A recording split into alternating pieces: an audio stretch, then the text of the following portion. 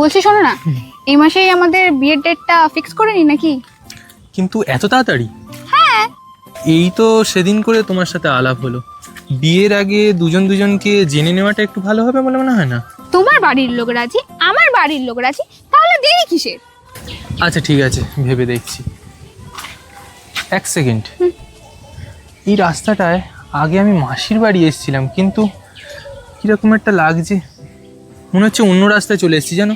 তুমি গুগল ম্যাপটা দেখে নাও না। হ্যাঁ একটু দাঁড়াও। কি অবস্থা দেখো না, নেটওয়ার্কই চলছে না এখানে। তাহলে এবার কি হবে? বুঝতে পারছি না কি করব।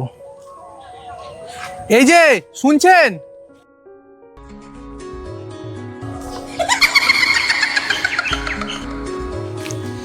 বলছি শুনছেন, পাকালপুর যাওয়ার রাস্তাটা কি এদিকেই পড়ে? হ্যাঁ হ্যাঁ, এই দিকেই পড়ে। কোথায় যাবেন বলুন, কার বাড়ি? চলুন আমি নিয়ে যাচ্ছি। তাহলে আপনি একটুখানি আমাকে সুশীল সরকারের বাড়িতে পৌঁছে দিতে পারবেন? হ্যাঁ চলুন, আমি আপনাকে পৌঁছে দিচ্ছি। চলো এখান থেকে, আমাদের রাস্তা আমরা নিজেরাই খুঁজে নেবো, কাউকে খুঁজে দিতে হবে না।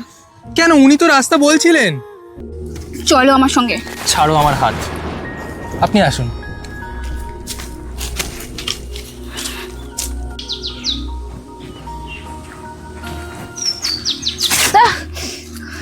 কি হলো আপনার, লাগেনি তো? তোমাদের যেখানে যাওয়ার দুজনে চলে যাও, আমি চলে যাচ্ছি। আরে শোনো তো।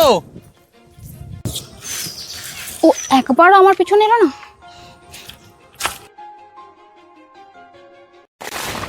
তুমি আমাকে বাদ দিয়ে ঠকিয়ে অন্য কারোর হয়ে যাবে, আমি সেটা কিছুতেই সহ্য করবো না।